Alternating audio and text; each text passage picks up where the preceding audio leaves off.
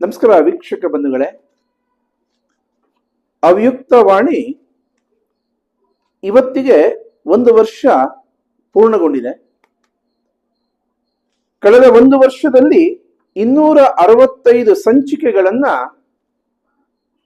ಕಣ್ಮುಂದೆ ಇಟ್ಟಿದೆ, ಸಮಾಜದ ಕಣ್ಣುಮುಂದೆ.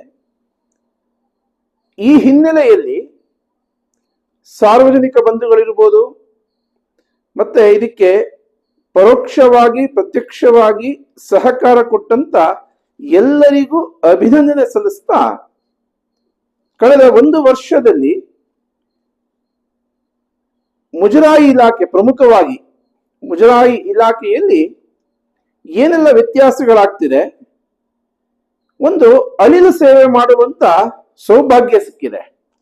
ಯಾವ ರೀತಿ ಅದರ ರಿಸಲ್ಟ್ ಅಂತ ಯೋಚನೆ ಮಾಡಿದಾಗ, ಇವತ್ತು ಆ 1 ವರ್ಷದ ಅವಲೋಕನ ಮಾಡಿದಾಗ, ಉದಾಹರಣೆಗೆ ಬನಶಂಕರಿ ದೇವಾಲಯದಲ್ಲೇ ಒಂದು ಉದಾಹರಣೆ ಕೊಡಬೇಕು ಅನ್ನೋದಾದ್ರೆ, ಯಾರು ಏನ್ ಬೇಕಾದ್ರೂ ಮಾಡಬಹುದು, ಯಾರು ಕೇಳದೇ ಇರುವಂತ ಸ್ಥಿತಿ ನಿರ್ಮಾಣ ಆಗಿತ್ತು. ಯಾರಾದ್ರೂ ಕೇಳಿದ್ರೆ ಅವ್ರಿಗೆ ತೊಂದರೆ ಕೊಡುವಂಥದ್ದು, ಮತ್ತೆ ಬೇರೆ ಬೇರೆ ಬೇರೆ ಬೇರೆ ವ್ಯತ್ಯಾಸಗಳಿತ್ತು. ನಮಗೆ ಯಾಕೆ ಬೇಕು ಅಂತ ಎಲ್ಲರೂ ಶಾಂತವಾಗಿದ್ರು. ಯಾರು ತಪ್ಪು ಮಾಡ್ತಾರೆ ಅವರನ್ನ ಆಕ್ಷೇಪಣೆ ಮಾಡುವಂತ ವ್ಯಕ್ತಿಗಳೇ ಇರಲಿಲ್ಲ. ವರ್ಷದಲ್ಲಿ ಸಾಕಷ್ಟು ಸವಾಲುಗಳನ್ನ ಸ್ವೀಕಾರ ಮಾಡಿ, ದೇವಾಲಯದಲ್ಲಿ ಆಗ್ತಿದ್ದಂತ ಭ್ರಷ್ಟಾಚಾರ ಇರ್ಬೋದು, ಕಳ್ಳತನ ಇರಬಹುದು, ಮಾತೆಯರಿಗೆ ಅಗೌರವ ಆಗುವಂತ ಕೆಲವು ಅವ್ಯವಸ್ಥೆಗಳಿರ್ಬೋದು, ಇದೆಲ್ಲವನ್ನು ಕಡಿಮೆ ಮಾಡೋದಕ್ಕೆ ಪ್ರಯತ್ನ ಮಾಡಿದೆ. ಖಂಡಿತ ಇದು ಪೂರ್ತಿ ರಿಸಲ್ಟ್ ಸಿಕ್ಬಿಡ್ತೋ, ಇನ್ನೇನು ಭ್ರಷ್ಟಾಚಾರನೇ ಮಾಡೋದಿಲ್ಲ ಅನ್ನುವಂತ ಹೇಳುವಂತ ಸ್ಥಿತಿಲಿಲ್ಲ. ಕಾರಣ ಏನು ಅಂದ್ರೆ, ಮುಜರಾಯಿ ಇಲಾಖೆ ಸಾಕಷ್ಟು ಬೇರೂರು ಬಿಟ್ಟಿದೆ. ಈ ಹಿನ್ನೆಲೆಯಲ್ಲಿ ಅವ್ಯಕ್ತವಾಣಿಯ ಕಣ್ಣಿಗೆ ಭ್ರಷ್ಟಾಚಾರಿಗಳು ಹೇಗೆ ಹೇಗೆ ಹೇಗೆ ಹೇಗೆ ಸಿಕ್ಕಾಕೊಂಡು ವಿಲಿ ವಿಲಿ ಅಂತ ಒದ್ದಾಡ್ತಿದ್ದಾರೆ ಅಂತ ಯೋಚನೆ ಮಾಡಿದ್ರೆ, ಅದರ ರಿಸಲ್ಟ್ ಏನು ಅಂತ ನೋಡಿದಾಗ, ಇವತ್ತು ಪಾರೆಪತ್ಯಗಾರರಿರ್ಬೋದು, ಅಧೀಕ್ಷಕರಿರ್ಬೋದು, ಅಲ್ಲಿನ ಕಾರ್ಯನಿರ್ವಾಹಕ ಅಧಿಕಾರಿಗಳಿರ್ಬೋದು, ಬೇರೆ ಬೇರೆ ಕಡೆ ಗೌರವ ಕಳ್ಕೊಂಡು ಬೇರೆ ಬೇರೆ ಕಡೆ ವರ್ಗಾವಣೆ ಆಗಿದ್ದಾರೆ. ಆ ಭ್ರಷ್ಟಾಚಾರದ ದಿನಗಳನ್ನ ಇವತ್ತು ಕೂಡ ಅವರು ಪ್ರತಿ ಕ್ಷಣ ಕ್ಷಣವೂ ನೆನಪು ಮಾಡಿಕೊಳ್ಳುವಂತ ಸ್ಥಿತಿ ನಿರ್ಮಾಣ ಆಗಿದೆ. ಇನ್ನು ಮುಜರಾಯಿ ಕಚೇರಿಗಳಲ್ಲಿ ನಾವು ಯೋಚನೆ ಮಾಡಿದಾಗ, ಅಲ್ಲೂ ಅಷ್ಟೇ ಯಾರು ಭ್ರಷ್ಟ ಆಯುಕ್ತರಿದ್ರು ಅವರನ್ನು ಕೂಡ ಮುಜರಾಯಿ ಇಲಾಖೆಯಲ್ಲಿ ಎಷ್ಟರ ಮಟ್ಟಿಗೆ ಕೆಲವು ಅಧಿಕಾರಿಗಳು ದಾರಿ ತಪ್ಪಿಸುವಂತ ಪ್ರಯತ್ನ ಮಾಡಿದ್ರು, ಅವರನ್ನ ಮುಜರಾಯಿ ಇಲಾಖೆ ಯಾಕಾದ್ರೂ ಬಂದೆ ಅಂತ ಅನ್ನುವಷ್ಟರ ಮಟ್ಟಿಗೆ ಆಗಿ ಅವರು ಕೂಡ ಬೇರೆ ಕಡೆ ವರ್ಗಾವಣೆ ಆದ್ರು. ಸಾಮಾನ್ಯವಾಗಿ ಆಗಾಗ ಹೇಳ್ತಿರ್ತೀನಿ, ಮುಜರಾಯಿ ಇಲಾಖೆಗೆ ಯಾವುದೇ ಆಯುಕ್ತರು ಬಂದ್ರೆ 30 ದಿವಸ ತುಂಬಾ ಪ್ರಾಮಾಣಿಕವಾಗಿ ಕೆಲಸ ಮಾಡ್ತಾರೆ. ಏನಕ್ಕೋಸ್ಕರ ಅಂದ್ರೆ, ಅವರು ಹೊರಗಡೆಯಿಂದ ಇಲ್ಲಿಗೆ ಮುಜರಾಯಿಗೆ ಬಂದ ತಕ್ಷಣ, ಅಯ್ಯೋ ದೇವ್ರ ಕೆಲಸಪ್ಪ, ಭಗವಂತನ ಕೆಲಸ ಮಾಡ್ತಿದ್ದೀನಿ, ತುಂಬಾ ಚೆನ್ನಾಗಿ ಕೆಲಸ ಮಾಡಬೇಕು, ಇಲ್ಲಿನ ವ್ಯವಸ್ಥೆ ಸರಿ ಮಾಡಬೇಕು ಅಂತ ಅಂದ್ಕೊಂಡು ಬರ್ತಾರೆ ಅಂತ ಅನ್ಸುತ್ತೆ. ಆ 30 ದಿನಗಳು ಈ ಅಧಿಕಾರಿಗಳು ಮತ್ತೆ ಕಚೇರಿಯಲ್ಲಿ ಕೆಲಸ ಮಾಡುವಂತ ಕೆಲವು ಪ್ರಮುಖರು, SDCಗಳಿರ್ಬೋದು, ಆಯುಕ್ತರಿರ್ಬೋದು, ಅಧೀಕ್ಷಕರಿರ್ಬೋದು, ಇಂಥ ವ್ಯಕ್ತಿಗಳು ಗಮನಿಸ್ತಾ ಇರ್ತಾರೆ ಅವರ ದೌರ್ಬಲ್ಯ ಏನು, ಅವ್ರಿಗೆ ಏನು ಮಾಡಿದ್ರೆ ನಮ್ಮ ರೀತಿ ಯೋಚನೆ ಮಾಡ್ತಾರೆ ಅಂತ ಯೋಚನೆ ಮಾಡ್ತಾರೆ. ಅದು 30 ದಿನಗಳು ಸರ್ಚ್ ಮಾಡ್ತಾರೆ. 30 ದಿನಗಳ ನಂತರ ಅವರ ದೌರ್ಬಲ್ಯಕ್ಕೆ ತಕ್ಕ ಭ್ರಷ್ಟಾಚಾರದಲ್ಲಿ ಹೇಗೆ ನಾವು ಅವ್ರನ್ನ ಇನ್ವಾಲ್ವ್ ಮಾಡಬಹುದು ಅಂತ ಯೋಚನೆ ಮಾಡಿ, ಕೊನೆಗೆ ಅವರು ಮತ್ತೆ ಇನ್ನೊಂದ್ಸಲಿ ವರ್ಗಾವಣೆ ಆಗುವವರೆಗೆ ಆ ಕೂತ ಜಾಗದಲ್ಲೇ ಗೌರವವನ್ನ ಕಳ್ಕೊಂಡು, ಮುಜರಾಯಿ ಇಲಾಖೆಯ ಯಾವ ಭಗವಂತನ ಕೆಲಸ ಮಾಡಬೇಕು ಅಂತ ಬಂದಿರ್ತಾರೆ ಅವರನ್ನು ದಾರಿ ತಪ್ಪಿಸುವಂತ ಕೆಲಸ ಈ ಅಧಿಕಾರಿಗಳು ಮಾಡ್ತಾರೆ. ಅದು ಈಗಾಗಲೇ ಈ 5-6 ವರ್ಷಗಳಲ್ಲಿ ನಾವು ಸಾಕಷ್ಟು ನೋಡಿದ್ದೀವಿ. ಅವರೇನೇ ಮಾಡಿದ್ರು ಅವ್ಯಕ್ತವಾಣಿಯ ಕಣ್ಣಿಗೆ ಬೀಳೋದ್ರಲ್ಲಿ ಸಂದೇಹವೇ ಇಲ್ಲ. ಈಗಾಗಲೇ ಸಾಕಷ್ಟು ದಾಖಲೆಗಳ ಸಮೇತ ಅವರ ಎಡೆಮುರಿಗಳನ್ನ ಕಟ್ಟುವಂತ ಕೆಲಸ ಇವತ್ತು ಮಾಡಿದೆ.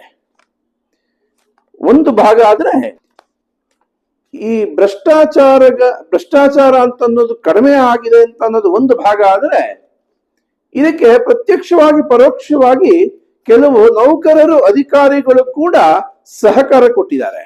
ಉದಾಹರಣೆಗೆ ಇವತ್ತು ಬೇರೆ ಬೇರೆ ದೇವಾಲಯಗಳಲ್ಲಿ ಹಣವನ್ನು ಲೂಟಿ ಹೊಡೆಯುವಂಥದ್ದಿರ್ಬೋದು, ಸೆಲ್ಫ್ ಚೆಕ್ ಡ್ರಾ ಮಾಡಿದ್ದಾರೆ. 1 ಕೋಟಿಗೂ ಹೆಚ್ಚು ಹಣ ಒಬ್ಬ ವ್ಯಕ್ತಿ ಸೆಲ್ಫ್ ಡ್ರಾ ಮಾಡಿದ್ದಾರೆ. ಅದರ ವಿಸ್ತೃತ ವರದಿಯನ್ನು ಕಣ್ಮುಂದೆ ಇಟ್ಟು ಅದನ್ನು ಕೂಡ ಇವತ್ತು ತನಿಖೆಯ ಹಂತದಲ್ಲಿದೆ. ಅದನ್ನ ತಪ್ಪಿಸಿಕೊಳ್ಳುವಂತ ಪ್ರಯತ್ನದಲ್ಲಿ ಮೇಲುಗೈ ಸಾಧಿಸುವಂತ ಸ್ಥಿತಿಯಲ್ಲಿ ಅವರಿದ್ದಾರೆ. ಮುಂದಿನ ದಿನಗಳಲ್ಲಿ ಅದೇನು ಅಂತ ನೋಡಬಹುದು.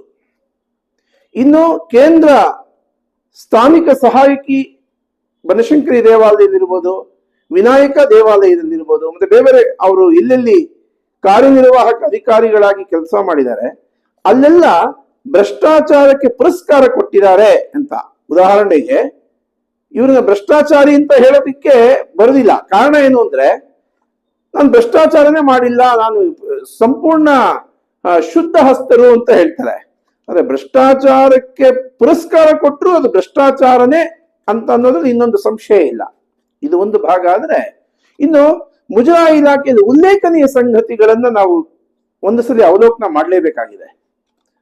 ಇವತ್ತು ಮುಜರಾಯಿ ಇಲಾಖೆಯಲ್ಲಿ ಕೇಂದ್ರ ಕಚೇರಿಯಲ್ಲಿ ಕೇಂದ್ರ ಸ್ಥಾನಿಕ ಸಹಾಯಕರಾಗಿದ್ದಂತ ಅಭಿಜಿನ್ ಶೆಟ್ಟಿ ಅವರನ್ನ ನಾವಿವತ್ತು ಕಣ್ಮುಂದೆ ತಗೊಳ್ಬೇಕು, ಅವರನ್ನ ನೆನಪು ಮಾಡ್ಕೊಳ್ಬೇಕು. ಅವರ ಅವಧಿಯಲ್ಲಿ 100 ಜನ ಭ್ರಷ್ಟ ನೌಕರರು ಅಧಿಕಾರಿಗಳು ಸಿಕ್ಕಿಬಿದ್ದು ಕೋಟ್ಯಾಂತರ ರೂಪಾಯಿ ಹಣವನ್ನ ದೇವಾಲಯಕ್ಕೆ ಉಳಿಸುವಂತ ಕೆಲಸದಲ್ಲಿ ಅವರು ಮಗ್ನರಾಗಿದ್ರು. ಅವರನ್ನ ತೆಗೆಯೋದಕ್ಕೋಸ್ಕರ ಕೇಂದ್ರ ಕಚೇರಿಯಲ್ಲಿರುವಂತ ಕೆಲವು ವಾಮ ಮಾರ್ಗಿಗಳು ಸಾಕಷ್ಟು ಪ್ರಯತ್ನ ಮಾಡಿ ಅವರನ್ನು ಬೇರೆ ಕಡೆ ವರ್ಗಾವಣೆ ಮಾಡ್ತು. ಇನ್ನು DC ಕಚೇರಿಯಲ್ಲಿದ್ದಂತ ಕೃಷ್ಣಮೂರ್ತಿ ಅವರನ್ನು ನಾವು ಉಲ್ಲೇಖ ಮಾಡಬೇಕಾಗಿದೆ. ಇವತ್ತು ಭ್ರಷ್ಟಾಚಾರ ರಹಿತ ಅಧಿಕಾರಿ ಅಂತ ಅಂದ್ರೆ ಕೃಷ್ಣಮೂರ್ತಿ ಅಂದ್ರೆ ತಪ್ಪಾಗಲಾರದು. ಈ ರೀತಿ ಅಲ್ಲಲ್ಲಿ ಒಳ್ಳೆಯ ವ್ಯಕ್ತಿಗಳು ಇದ್ದಾರೆ. ತಪ್ಪು ಮಾಡುವುದನ್ನ ಕಡಿಮೆ ತಪ್ಪು ಮಾಡ್ತಾ ಮುಜರಾಯಿ ಇಲಾಖೆಗೆ ಆಸ್ತಿ ಆಗಿರುವಂತ ಅಧಿಕಾರಿಗಳು ಇದ್ದಾರೆ. ಅವರನ್ನು ಉಲ್ಲೇಖ ಮಾಡ್ತಾ ಈ 1 ವರ್ಷದ ಮುಜರಾಯಿ ಇಲಾಖೆಯ ಭ್ರಷ್ಟಾಚಾರವನ್ನ ಕಣ್ಣು ಮುಂದೆ ಇಡ್ತಾ ಅವ್ಯಕ್ತವಾಣಿ ಒಂದು ಮೇಲುಗೈ ಸಾಧಿಸಿದೆ ಅನ್ನೋದು ಜೊತೆಗೆ ಮುಂದಿನ ದಿನಗಳಲ್ಲಿ ನಿಮ್ಮೆಲ್ಲರ ಸಹಕಾರದಿಂದ ಇನ್ನ ದೊಡ್ಡ ಹೆಜ್ಜೆ ಇಡುವಂತಹ ಕೆಲಸವನ್ನ ಮಾಡುತ್ತೆ. ಇದು ಇನ್ನು ಆರಂಭಿಕ ಹಂತ ಅಂತ ತಮ್ಮಲ್ಲಿ ಕೇಳಿಕೊಳ್ತಾ ಇಷ್ಟು ವಿಚಾರವನ್ನು ನಿಮ್ ಕಣ್ಮುಂದೆ ಇಡ್ತಿದ್ದೀನಿ.